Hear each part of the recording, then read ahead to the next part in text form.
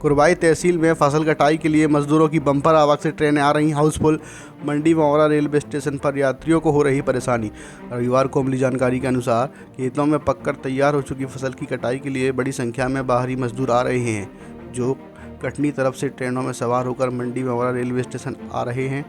यहाँ railway station पर उतरकर कुरवाई तहसील के विभिन्न गाँव की ओर जाती हैं। इस कारण ट्रेनें हाउसफुल आ रही हैं और होली के त्यौहार पर आने जाने में लोगों को परेशानियों का सामना करना पड़ रहा है। विदिशा जिले के लगभग 200 गांवों में प्रतिवर्ष फसल कटाई के लिए हजारों मजदूर आते हैं, जो गृहस्थी का सामान आदि लेकर ट्रेनों से मंडी मौरा रेलवे स्टेशन पर उतरते हैं। ट्रेन 2 मिनट ही मंडी मौरा रेलवे स्टेशन पर रुकती है, जिस कारण अन्य यात्रियों को ट्रेन में सवार होने का मौका नहीं मिल पाता है।